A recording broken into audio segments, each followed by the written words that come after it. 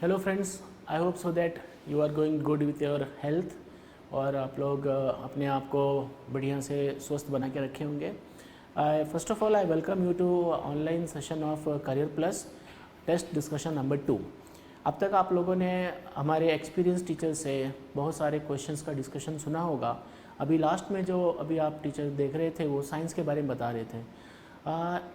One thing you have noted that कि हमारे teacher जो अभी साइंस के बता रहे थे वो बहुत छोटी छोटी माइन्यूट चीज़ों को बता रहे थे। क्यों बता रहे थे?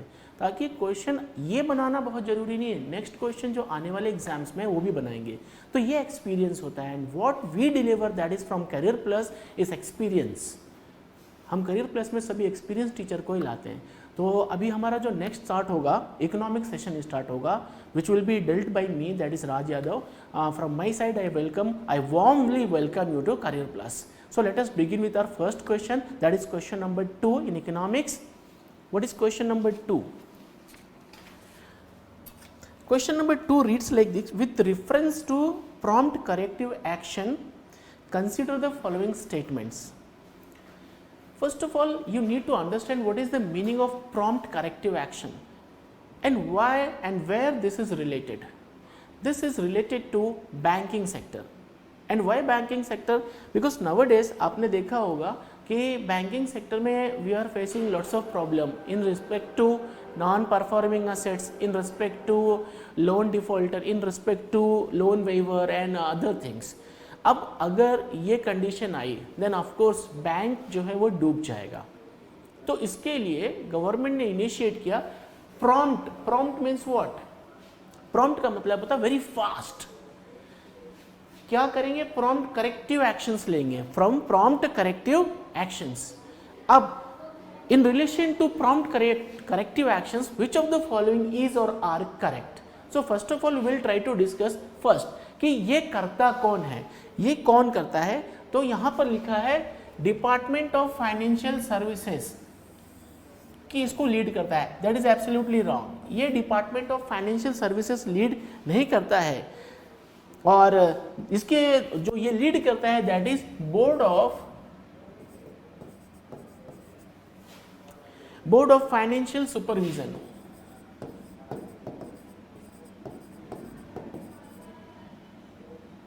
आई am writing here financial supervision.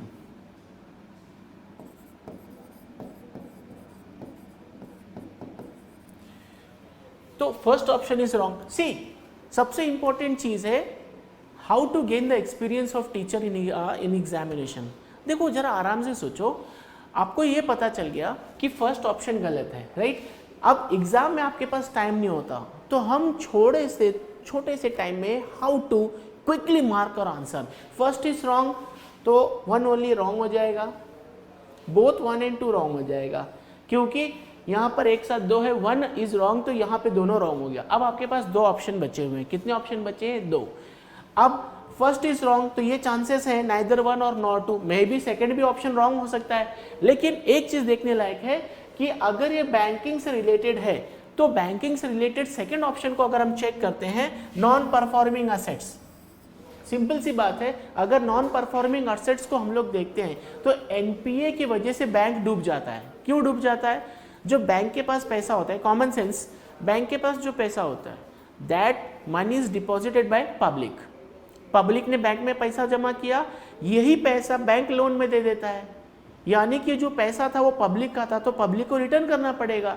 अब इसने लोन में दिया, लोन डूब गया। लोन डूब गया मतलब पैसा डूब गया, तो उसको वापस नहीं कर सकता, तो इसको करेक्ट करेगा। दैट मीन्स ये सही है।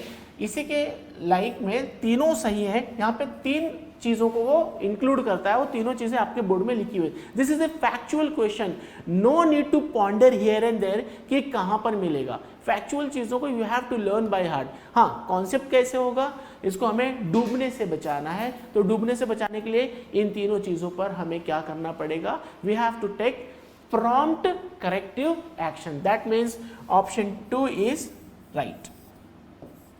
Now we are going to discuss question number 4. The next question is question number 4. That is, which of the following best describes captive coal mining? Which of the following best describes captive coal mining? For this we need to understand the basic term, what is the meaning of captive. आपने ऐसा सुना होगा कि आपको jail में रखा है, इसका मीनिंग क्या होता है, you are being kept as captive, आपको जेल में रख दिया गया है, यानी कि रिस्ट्रिक्शंस हैं। कैप्टिव कोल माइनिंग में रिस्ट्रिक्शंस होंगे। अब यही हमको ऑप्शन में रखना है। अगर हमारा बेसिक कमजोर है तो प्रॉब्लम तो आती है। तो जो बेसिक है, कैप्टिव का मतलब क्या दिखाया गया है, मैंने आपको क्या बताया, रिस्ट्रिक्शंस। आप खुले हवा में सांस नहीं ले सकते। तो चलो देखते हैं कि कैप्टिव कोल माइनिंग में क्या होता है। तो ये इंपॉर्टेंट शब्द है और इसको उठाकर हम चेक करते हैं। What is first, it is digging of tiny tunnels to extract coal, ये ऑप्शन बिल्कुल गलत है। Second, coal mined by company can't, देख सी रिस्ट्रिक्शन, कैप्टिव का मतलब है रिस्ट्रिक्शन, कांट बी सोल्ड, बेचा नहीं जा सकता है लेकिन वो यूज किया जा सकता है। मैंने आपको कहा कि इस घर के अंदर रहना है तो इस घर के अंदर की सारी चीजों का आप उपयोग कर सकते हैं। You can use all the things available in this particular room but you can not go outside. क्यों? बिकॉज यू आर कैप्टिव, आपको बंदी बना कर रखा गया है। यहां पर भी बंदी बनाया, क्या कह रहा है कि कंपनी कह रही है कि आप इसके बाहर नहीं जा सकते।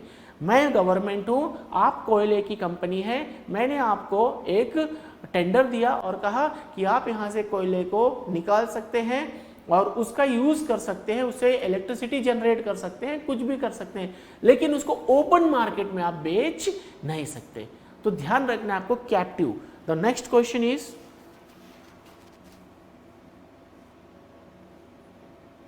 Question number 8, question number 7, that is an independent evaluation was established to undertake impartial and objective assessment of various public organs. Consider the following statements in this regard. That is, see, first of all, try to understand what is the meaning of independent organization.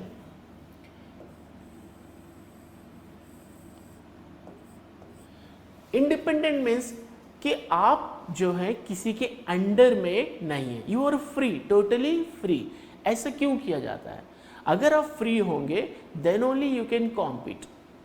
एक example लेते हैं, your father is there, हाँ, you are preparing for UPSC, every day in the evening your father calls you and he scolds you, क्या किया, कुछ नहीं किया। There is a pressure in on your mind, under pressure you will not perform. There is another father and another सन।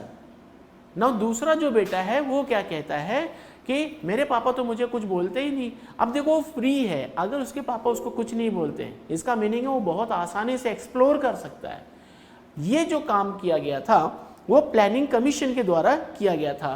तो programme के assessment को, programme को बढ़ाने के लिए किया गया था। कैसे प्रोग्राम को बढ़ाने के लिए किया गया था? क्योंकि इंडिपेंडेंसी बहुत जरूरी है प्लानिंग कमीशन के लिए। तो फर्स्ट वाज कि हमें ये देखना है कि क्या इंडिपेंडेंट इवैल्यूएशन ऑफिस है ये किससे अटैच्ड है या इंडिपेंडेंट है। तो लेट्स सी, पहला ऑप्शन है कि it aims at improving the impact of programme. बिल्कुल, दिस इज एब्सोल्युटली राइट। हम प्लानिंग करते क्यों हैं और हम किसी ऑफिस को क्यों लाते हैं प्लानिंग के लिए? सो दैट इफेक्टिवली वो ऑफिस जो है उस प्रोग्राम को डील कर सके, राइट। जैसे अभी ये जो सीन चल रही है आपके सामने, उसमें क्या हो रहा है कि एक ऑपरेटर जी है, ऑपरेटर जी इसको ऑपरेट कर रहे हैं, अगर वो नहीं होते तो कितनी प्रॉब्लम होती। तो कोई ना कोई होना चाहिए वॉच डॉग की टाइप में। Number 2, it will provide information for evidence based policy. Yes, evidence based policy का मतलब क्या है? हम हवा में बातें नहीं कर सकते, हमारे पास जो भी पॉलिसी होगी उसके पीछे कुछ न कुछ रीजन होगा। Without reason we can not make a policy. तो 1 and 2 इज राइट। तो 1 and 2 जो है वो राइट है। 1 2 यहां भी है, 1 2 यहां भी, 1 2 यहां भी है। सी यहां पर नहीं है, एक ऑप्शन आपने कट कर दिया। अब बात करते हैं, it provides, it covers public distribution system. Try to make difference. हमने ये बात की कि इंडिपेंडेंट इवैल्यूएशन ऑफिस जो होती है वो प्लानिंग कमीशन के अंडर में होती है।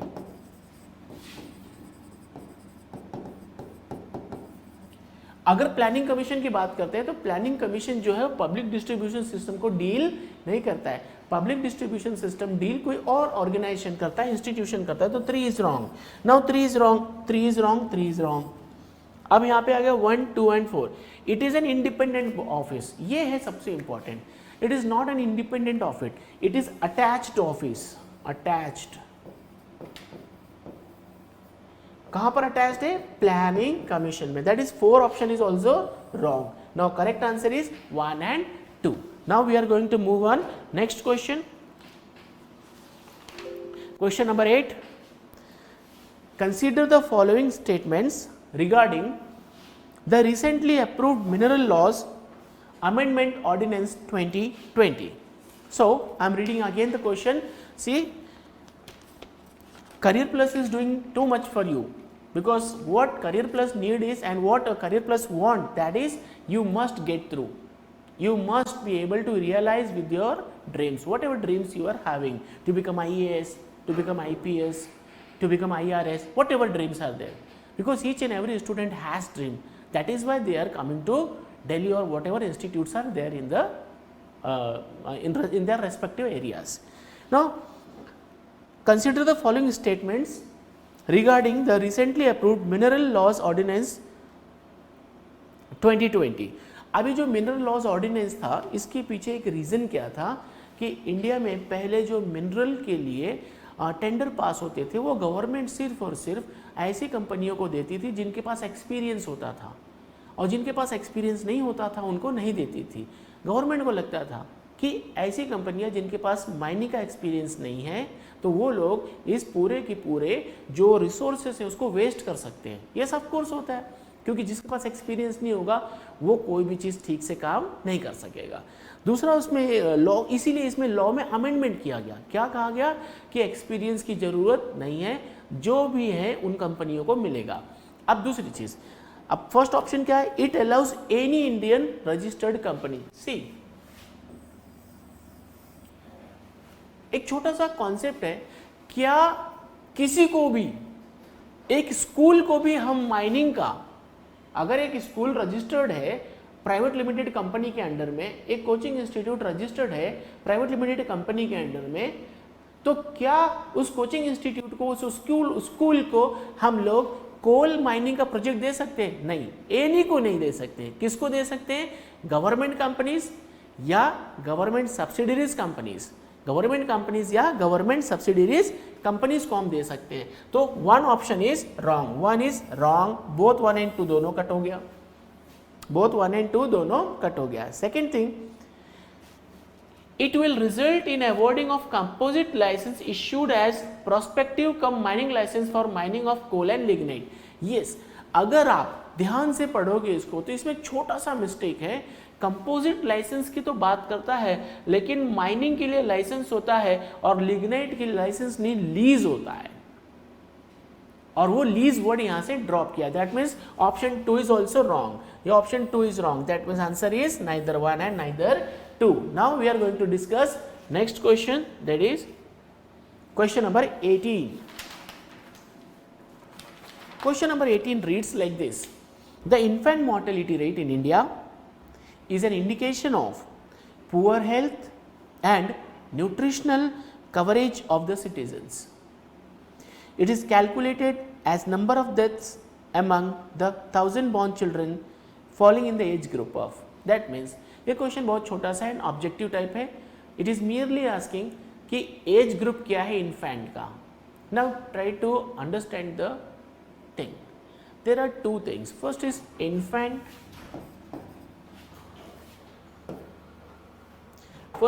Infant, and second is child. There is a difference between these 2 terms. One is infant and another is child. To whom we will call infant? नवजात हम किसको कहते हैं? चाइल्ड किसको कहते हैं? बच्चा किसको कहते हैं? जैसे मैं आपके घर आया, आपके घर पे एक छोटा सा बच्चा था, वो आके मेरा मोबाइल लेके तोड़ दिया. अब मैं ये दिमाग लगाऊंगा वेदर ही वॉज इन्फेंट और चाइल्ड, कैटेगरी कैसे पता चलेगी? तो यूनेस्को ने इसके लिए कैटेगरी बनाई है, और कैटेगरी क्या है? 0 to 1 is infant,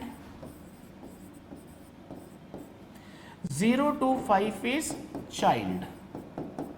This is factual question. 0 to 1 is infant and 0 to 5 is child. So according to 0 to 1 what? 0 to 1 years. अब हम ऑप्शन में देखते हैं 0 to 1 years, that is 1 year includes 12 months. This is option A is right. बहुत छोटा question है, बहुत आसान है. नेक्स्ट टाइम ये भी आ सकता है कि चाइल्ड किसको कहते हैं. Now there is one twist. Why we are including 0 here and 0 here? Because whenever we talk about human childrens और whatever kids are there, हाँ, किसी के भी बच्चे की, तो जिस दिन वो पैदा होता है that day is calculated as 0. मैं आपको एग्जाम्पल देता हूँ. आपका एक फ्रेंड है, उसकी वाइफ को एक बच्चा हुआ, 1 घंटा हो गया. जब आप उसके पास जाते हैं, बोलते हैं कब पैदा हुआ, तो आपको कहता है अभी पैदा हुआ. वो ये नहीं कहता है कि 1 दिन का हो गया. 1 दिन कब होगा? जब वो 24 आवर्स को क्रॉस करेगा. दैट इज वाई जिस दिन वो पैदा होता है उस दिन वो 0 कहलाता है. Next, moving to question number 19. What is HDI, human development index, और उसके इंडिकेटर्स क्या हैं? तो ह्यूमन डेवलपमेंट इंडेक्स के बेसिकली 3 इंडिकेटर्स हैं. Life expectancy at birth, per capita income and education. Human development index किसी भी कंडीशन में सेक्स रेशियो की बात नहीं करता. तो हमें यहाँ से एक चीज़ निकालना पड़ेगा कि क्या इसमें और भी कुछ हो सकता है. Yes, literacy includes 2 thing, mean year of schooling and expected year of schooling, but both are related to schooling, that is both are related to literacy. तो हम लोग देखते हैं कि life expectancy, yes of course life expectancy होगा, per capita income भी होगा. How? Without income आपका डेवलपमेंट कैसे हो सकता है? Suppose you are very learned, you are PhD holder, और you are PhD holder in economics also, and you are done PhD in law also and various subjects. You are very learned, but you don't have money. How can you develop? तो पैसा भी बहुत जरूरी है. And third thing is adult literacy. Literacy includes mean year of schooling and expected year of schooling. So 1, 2 and 3. 1, 2 and 3. Where is 1, 2 and 3? That is option number B. Option B is right. This thing you have to mug up. Why? Because this is a factual question. Next, we are moving to question number 21. Question number 21 is very interesting. Before I start discussing this question, I must give a certain hint that there is a difference between monopoly and licensing practice. When I talk about monopoly, this clearly mentions that nobody else can practice except that. Suppose I say कि मेरी monopoly है bike manufacture में, तो मेरे अलावा कोई और वो कर नहीं सकता. बट इफ आई से कि मैं लाइसेंस दूंगा बाइक बनाने वाले को, तो देयर में भी 1, 2, 3, 4 बाइक मैन्युफैक्चरर्स में भी हो सकते हैं. अब यहाँ पे क्वेश्चन क्या है? Despite industrial licensing, try to catch the word licensing, have been removed, there are few industries groups presently that are subject to industrial licensing. Yes, what this question is asking about, that when government of India got freedom from the clutches of British, जब भारत को आज़ादी मिली उस समय सारी कंपनियां जो थी उनको लाइसेंस लेना पड़ता था सरकार से. अगर आपको चाय बनाना है तो लाइसेंस लेना पड़ेगा, लिपस्टिक बनाना है तो लाइसेंस लेना पड़ेगा, आपको फेयर एंड लवली बनाना है तो लाइसेंस लेना पड़ेगा. और सरकार से लाइसेंस लेना इट इज़ नॉट ईजी. अगर आप सरकार से लाइसेंस लेते हैं तो बहुत टाइम लग जाता है. ऐसी कंडीशन में सरकार ने क्या किया कि ये देखा कि हमारे यहाँ इन्वेस्टमेंट बहुत कम हो रहा है. अगर हमारे यहाँ इन्वेस्टमेंट कम होगा तो हमारा जो ग्रोथ रेट होगा वो हैम्पर होगा. अब इन्वेस्टमेंट क्यों नहीं हो रहा था? क्योंकि सरकार हर चीज़ के लिए लाइसेंस मांग रही थी. तो सरकार ने लाइसेंस पॉलिसी हटा दी और सिर्फ 5 सेक्टर्स के लिए लाइसेंस रखा. ऐसा क्यों? क्योंकि ये जो 5 सेक्टर्स हैं वो अभी मैं आपको बताऊंगा. वो पांचों सेक्टर्स जो है सोशली हार्मफुल हैं. जैसे फर्स्ट है alcohol, and second is hazards chemicals,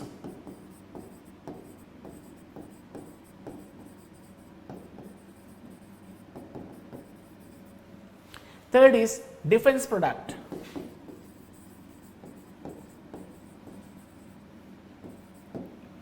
fourth is tobacco products, and fifth is industrial explosives, right. ये 5 हैं जिनके लिए licence, again try to be very clear of your mind that कि ये 5 के लाइसेंस हैं। assume that you yourself want to start a manufacturing industry for tobacco, you can take license from government, you can start. But if I say defense production is the monopoly of government, then you cannot start. This is the difference between licensing and monopoly, right? अब हम देखते हैं इस option के हिसाब से क्या क्या होगा। Alcohol 1 is right, tobacco products is right, we are not talking about this third option. Now see how to work very smartly. Third option is wrong, third is wrong, third is wrong, third is wrong. Automatically answer बन गया। कितना आसान है, कितना आसानी से हमने बना लिया। कैसे बना लिया मैं अभी बताता हूँ कैसे बना लिया। देखो हमने क्या देखा कि इन 5 में ड्रग्स नहीं है, इन 5 में ड्रग्स को नहीं रखा गया है। अब ड्रग्स नंबर 3 पे आता है तो हम 3 को पहले एलिमिनेट करेंगे, तो 3 यहाँ भी है, 3 यहाँ भी है, एंड ऑल का मतलब क्या, 3 यहाँ भी है। कभी कभी हमारे आंसर जो स्मार्ट वे में भी बन जाते हैं, जरूरी नहीं कि आप सब पढ़ो। तो this is the smartest way, and those who are smart they can only clear UPSC, because this is a game of smartness. Labour work is not needed. Now we are moving to next question, question number 22. This question is related to Kisan Credit Card Scheme introduced in 1998. Why Kisan Credit Card Scheme was introduced? What was the basic logic behind introduction of this particular card? क्या था इसके पीछे reason? Reason एक कुछ ना कुछ तो होगा। आपकी शादी हो रही है तो उसके पीछे कुछ रीज़न है, आप यूपीएससी की तैयारी कर रहे थे कुछ रीज़न है, आप गर्लफ्रेंड बना रहे तो उसके पीछे कुछ रीज़न है। हर चीज़ के पीछे कुछ ना कुछ रीज़न होता है। तो किसान क्रेडिट कार्ड के पीछे क्या रीज़न है, क्यों लाया गया? तो इसलिए लाया गया था क्योंकि किसान जो है वो बहुत ही गरीब और कमज़ोर वर्ग का होता है, उसके पास पैसे हमेशा नहीं होते। जब फसल की ज़रूरत होती है, फसल को फर्टिलाइजर्स की ज़रूरत होती है, at that point of time farmer का जो हाथ होता है वो खाली होता है और उसके अकाउंट में भी पैसा नहीं होता है। ऐसी कंडीशन से बचने के लिए सरकार ने क्या किया, किसान क्रेडिट कार्ड स्कीम लॉन्च किया। तो किसान क्रेडिट कार्ड स्कीम में क्या क्या बताया उसने? पहला चीज़ कि ये किसानों को मिलेगा, नेचुरल है। इसमें जो लोन होंगे वो लॉन्ग टर्म होंगे या शॉर्ट टर्म होंगे? तो गवर्नमेंट ने बहुत ही क्लियरली मेंशन किया था कि 12 मंथ्स का लोन होगा। वाई 12 मंथ्स का लोन होगा? Common sense. किसान ने लोन लिया for harvesting season, harvesting season के बाद जब वो फसल बेचेगा तो उसके पास पैसा आ जाएगा, वो वापस कर देगा, नेक्स्ट हार्वेस्टिंग सीजन के लिए दोबारा लोन ले लेगा। तो 12 मंथ्स का मतलब होता है शॉर्ट टर्म, शॉर्ट टर्म। तो ये शॉर्ट टर्म लोन देता है। अब बात आई, किसान बोलता है सर अगर मैं क्रेडिट कार्ड लेकर जा रहा हूं पैसा निकालने के लिए and unfortunately I met an accident and I die, तो गवर्नमेंट ने कहा don't worry, if you are a farmer and you die by accident then we are there to help you out, we will provide you accidental insurance. तो accidental insurance दिया गया। अब देखो smart way कैसे है, smartest way. आपको ये पता चल गया कि 12 मंथ्स का लोन है, that is short term loan है, तो long term and medium term को कट कर दो, 2 and 3 eliminate, 2 is here, 2 is here, 2 is here. See, smart. Try to become smart. जब आपको पता है कि शॉर्ट टर्म है तो ये दोनों वो देगा नहीं, तो हम इन दोनों को हटा देते हैं। इन दोनों को हमने यहां से हटा दिया, आंसर ऑटोमेटिकली बन गया। तो 1 and 4. Now we are moving to next question, question number 23. 23 जो है वो भी अगेन रिलेटेड टू एग्रीकल्चर है and it is also related to farmers. तो question number 23 is totally factual, तो I don't think there is a need of discussion, but still I will do something. That is, National Horticulture Mission was launched in 2005-06 and it aims at the overall development of horticulture sector. Natural है, this is very simple. See if I से I am promoting farmers, इसका मतलब क्या है, मैं garage वाले को पैसा नहीं दूंगा, फार्मर्स को ही दूंगा। अगर हॉर्टिकल्चर सेक्टर का मिशन है तो कहाँ से रिलेटेड होगा, हॉर्टिकल्चर से। बाम्बू का मिशन है तो कहाँ से रिलेटेड होगा, बाम्बू का मिशन से रिलेटेड होगा। तो ये दोनों के दोनों जो प्रोजेक्ट हैं ये गवर्नमेंट ने फार्मर्स के इनकम बढ़ाने के लिए किया था। That means both the options are right, both 1 and 2। Very simple question, no need to do anything. Next question is question number 24। This is very dangerous question. Now question reads like this: an index of industrial production, that is IIP, is compiled on annual basis by Ministry of Commerce and Industries. And second option reads like this: IIP is revised on a decadal basis to realistically reflect the industrial performance and capture the structural shifts in this sector, and hence the base year is 2004-5. अब इसमें से question is select the correct one. First thing, we need to understand what is the authority. What is the authority that compiles IIP? IIP is not compiled by Ministry of Commerce and Industry, rather it is compiled by CSO, Central Statistical Office. That means option number 1 is wrong. Now again act smart. How to act smart? Option 1 is wrong, that means only 1. ये तो हो नहीं सकता, both 1 and 2 भी नहीं होगा, क्योंकि 1 wrong है तो 1 is there. Now neither one, see neither one में there is chance. Next is number 2, that is IIP is revised. See, since 2014-15, in the year 2014-15, government has decided to shift the base year from 2004-5 to 2011-12. 2011-12. That means option 2 is also wrong. Both are wrong. And this is very simple, because base year is always shifted. Why base year is shifted? Because we need to keep pace with the rate of inflation.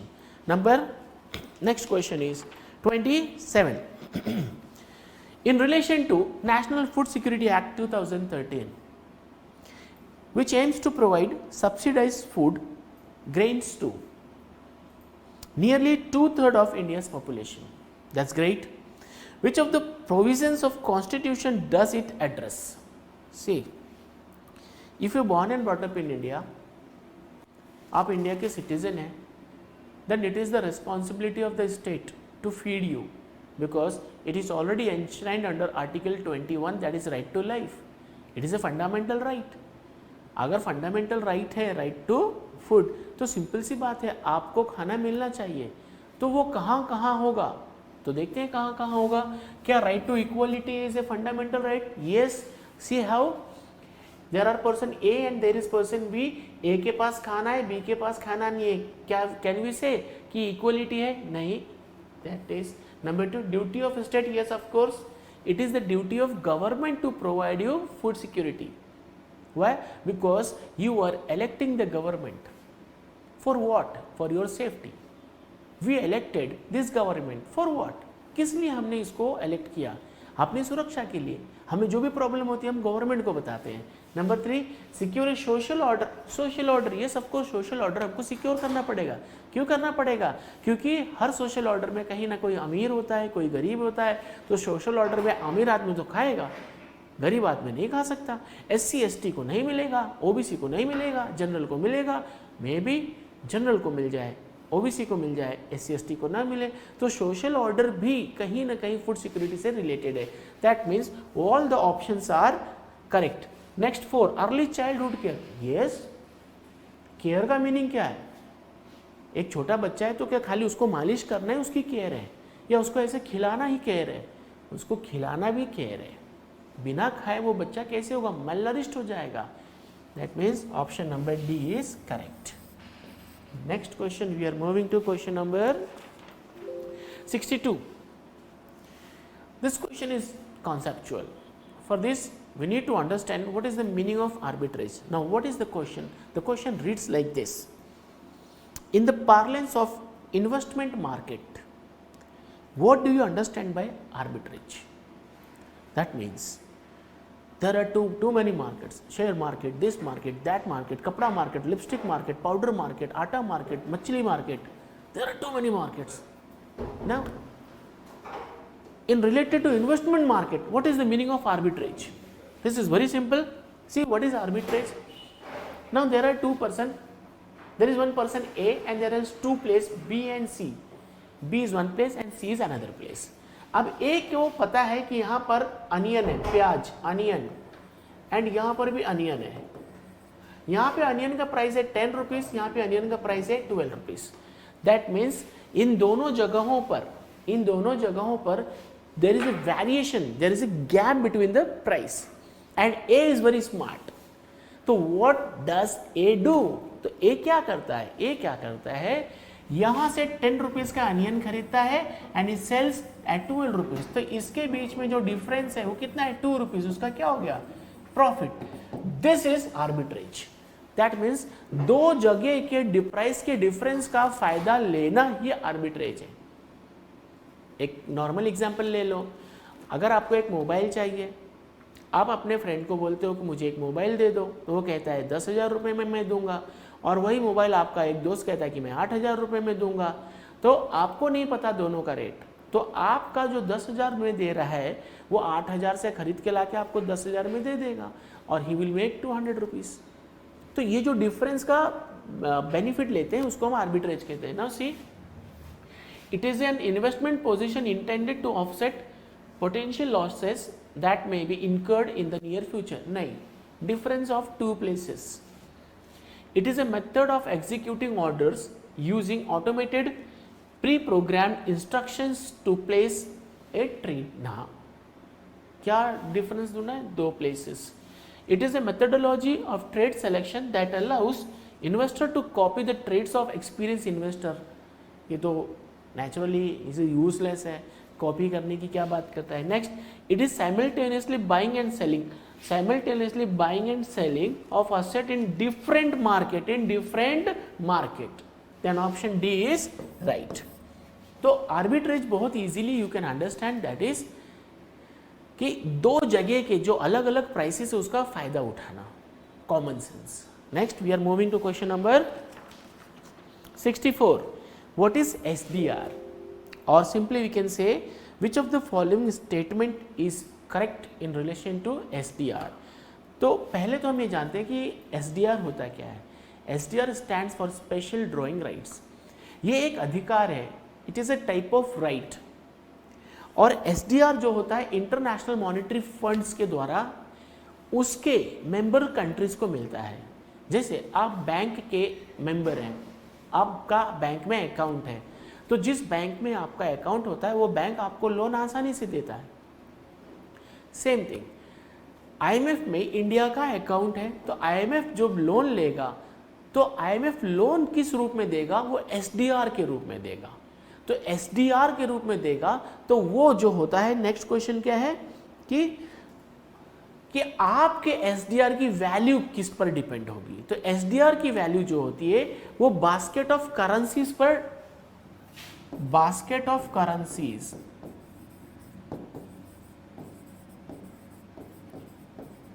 IMF की एक basket, एक टोकरी है, उस टोकरी में कुछ currencies हैं, और वो कौन कौन सी करेंसीज हैं, 1, 2, 3, 4 and 5. There are 5 currencies.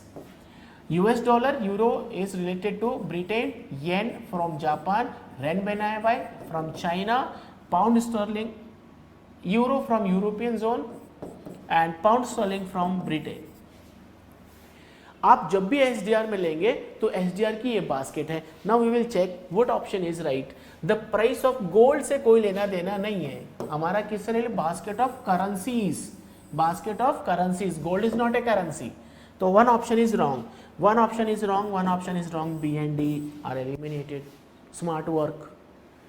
Next, number 2 is right.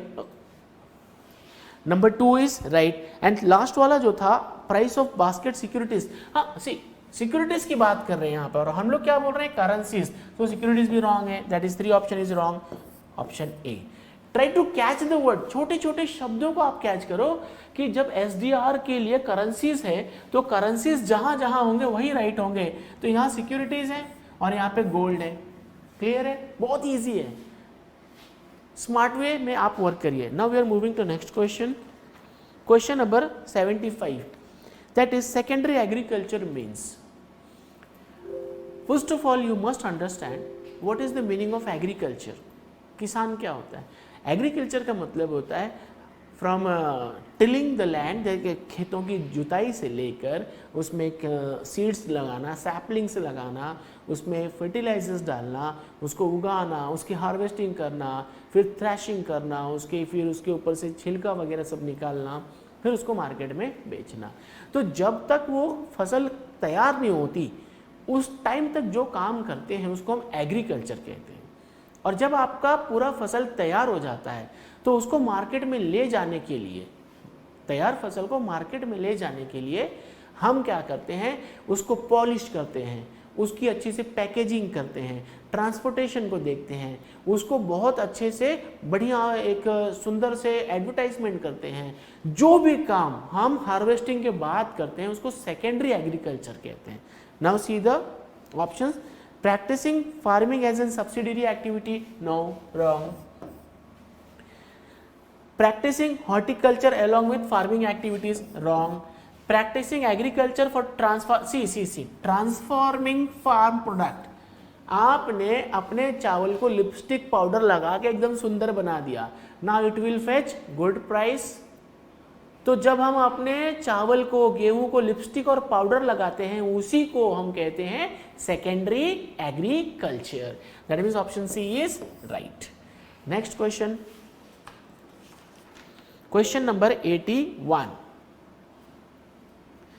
Consider the following statements about the national population register and census. The options are first, both are conducted and maintained under the Census Act 1945. No, because when we talk about National Population Register, that means we are talking about citizens, and whatever citizens are there, they are regulated by Citizenship Act 1955. And when we talk about census, then there is another rule, that is Citizenship Regulation of Citizen Issues National Identity Cards rule 2003 है। इसका मतलब है first option is wrong, first option is wrong because 1955 citizenship act and 2003 citizenship regulation rules, इसके under में इसको हम करते हैं। तो first is wrong, one only wrong, both and two दोनों wrong, right. Now next option अब कैसे होगा, आगे क्या दूसरा भी करेक्ट है। Both are conducted by registrar general, yes this is right, this is factual question. आपको ये हमेशा दिमाग में रखना है कि ये किसके द्वारा सेंसस कलेक्ट किया जाता है और पॉपुलेशन रजिस्टर बनाया जाता है, तो registrar general and office of census commissioner. यहाँ पे एक्स ऑफिशियो भी कभी कभी लिखा होता है, वो भी सही होगा, ठीक है। Option 2 is right. Next question, question number 85, what is mixed economy. ये बहुत छोटा सा और फैक्चुअल क्वेश्चन है। This question is not related to mixed economy, it is related to industrial policy resolution. जब हमने मिक्स्ड इकोनॉमी की बात कही, मिक्स्ड इकोनॉमी का मतलब है गवर्नमेंट सेक्टर और प्राइवेट सेक्टर दोनों जब साथ साथ काम करते हैं तो उसको मिक्स्ड इकोनॉमी कहते हैं।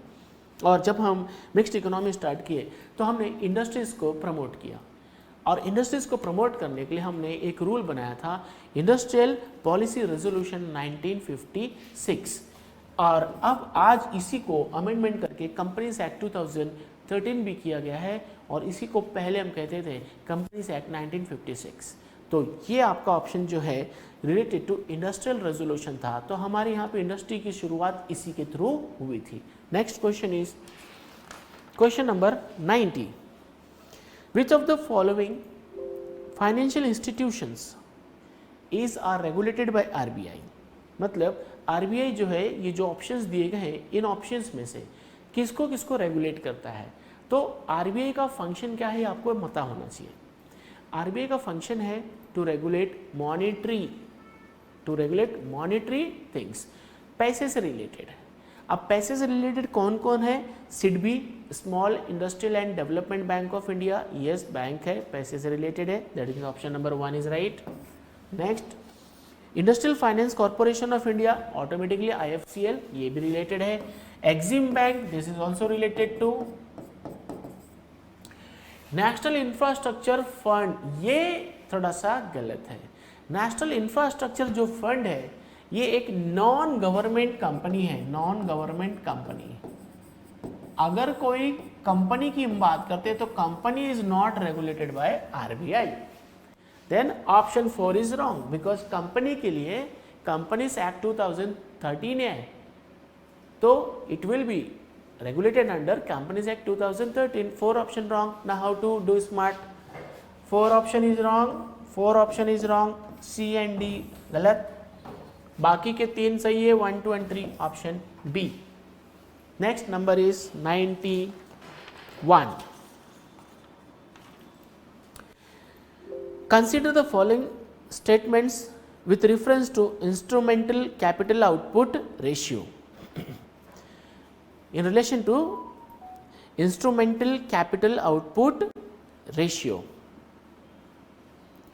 Now for this we need to understand what is the basic meaning of capital output ratio. Capital output ratio जो है वो बहुत ही basic term है economics का.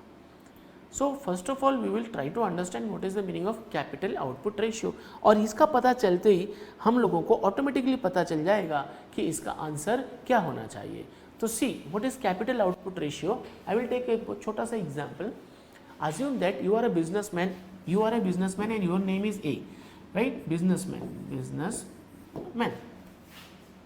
right? Now you are investing 100 rupees. 100 रुपये आप इन्वेस्ट करते हैं और आप क्या मैन्युफैक्चर करने वाले इस 100 रुपीज़ में पेन बनाना चाहते हैं, right? Now what is the meaning of output? तो जो इनपुट होता है उसका फाइनल रिजल्ट आउटपुट होता है. फॉर एग्जाम्पल इंक है, रिफिल है, सब इनपुट ऑफ पेन है, तो जब इनपुट को हम मिला देंगे तो क्या बन जाएगा? आउटपुट. अब ये है पेन बनाया आपने, पेन में इन्वेस्ट किया 10 रुपया, ये हो गया आपका कैपिटल. इन्वेस्टमेंट को हम क्या कहते हैं? कैपिटल. अब पेन आपका बना 110 रुपये का, दैट्स मीन 10 रुपीज बेनिफिट है. अगर कैपिटल आउटपुट रेशियो में आउटपुट का रेशियो ज़्यादा होता है, यानी कि आपने 100 रुपीज़ इन्वेस्ट किया and you are getting 110, that means you are getting 10 rupees profit, आपको 10 का फायदा हो रहा है, तो ये काम अच्छा होगा या गलत होगा? अच्छा होगा. तो कैपिटल आउटपुट रेशियो में हमारा जो इन्वेस्टमेंट है उससे ज़्यादा आउटपुट होना चाहिए, तभी वो काम हम करेंगे. तो let us see, ICOI refers to the additional investment capital required to generate additional output. Yes, option 1 is right. और capital output ratio में we are not talking about technology or skilled manpower, though they are related, but try to understand one thing, that we are not only focusing on capital output ratio rather than instrumental capital output ratio, that is ICOAR. That is question number 1 का that is this question का answer right is number 1. ये basic आपको याद रहना चाहिए, ये life में हमेशा सोचना है आपको. आप 10 रुपये का अंडा खरीद के लाए, 10 में बेचा, 0 profit, still you can do your business, क्योंकि आपको लॉस नहीं हुआ. 10 का 11 में बेचा, प्रॉफिट, 12 में बेचा, प्रॉफिट, बट 10 रुपये का खरीद के 9 में बेचा, 10 रुपया कैपिटल आउटपुट इज 9, तो ये बिजनेस लॉस दे रहा है. तो जहाँ भी कैपिटल आउटपुट रेशियो नेगेटिव होगा वो हम बिजनेस नहीं करेंगे, जहाँ पॉजिटिव होगा वो हम करेंगे. Next question is question number 96, and I hope so that this is the last question to be discussed on this platform. Consider the following statements with regard to sectors of Indian economy. There are too many sectors in Indian economy: primary sector, secondary sector and tertiary sector. This question is specifically related to manufacturing sector and its related GDP. First option is, whereas construction falls under manufacturing, real estate falls under service sector. Yes, of course. Construction of a company में we are manufacturing. You can see construction building बन रहा है, आपको दिखता है, but see this real estate is a service sector. आप एक agent के पास जाते हैं तो वो कहता है आपको कि मैं आपको सर्विस दे रहा हूं, तो क्या वो सर्विस दिखती है? नहीं दिखती है, वो आपको ले जाता है, ही इज असिस्टिंग यू। तो number 1 is right. Construction is the largest contributor to the sectoral GDP under which it falls. Yes, ये कह रहा है कि जो मैन्युफैक्चरिंग इंडस्ट्री है, जो कंस्ट्रक्शन इंडस्ट्री है, उसमें बिल्डिंग कंस्ट्रक्शन है, ब्रिज कंस्ट्रक्शन है, रोड कंस्ट्रक्शन है, तो वो अपने सेक्टर में सबसे ज्यादा, मैन्युफैक्चरिंग सेक्टर के अंदर सबसे ज्यादा जीडीपी का कंट्रीब्यूशन इसी का होता है। Yes, both 1 and 2 is right. और ये जो क्वेश्चन है ये आपको कहीं मिलेगा नहीं। अब आपको क्या करना होगा ऐसे क्वेश्चन के लिए जब डिस्कशन होता है तो you must be very keen to listening. अगर आप बहुत ध्यान से देखेंगे तो आपको सब पता चलेगा। तो this was all about economic section. So from myself, that is Raj Yadav, I wish you all the best. I wish you keep up with your studies. आप अपने स्टडीज़ को पूरा पढ़ते रहिए. Whatever experts are there with Career Plus, they will be providing you guidance at time to time. Now, अब एक बात आती है कि आगे हम क्या करें. अभी जो कंडीशन चल रही है, इस कंडीशन में आप सिर्फ घर पे बैठकर रिवीजन करें और इस ऐप को डाउनलोड करके आपको क्या करना है कि आप टेस्ट पेपर्स को डिस्कशन में शामिल हो जाइए. जितना ज़्यादा डिस्कशन सुनने में मिलेगा उतना ज़्यादा आपको बेनिफिट होगा, क्योंकि कहा जाता है जो सुनाई देता है और जो दिखाई देता है उसकी जो मेमोरी में लॉन्ग लास्टिंग इफेक्ट होता है वो आपके दिमाग में बहुत समय तक रहता है. तो सबसे ज़्यादा से ज़्यादा ऐप को डाउनलोड करिए और आप इसको सब्सक्राइब भी करिए और प्रमोट भी करिए. Thank you very much. Thank you very much for being with career plus.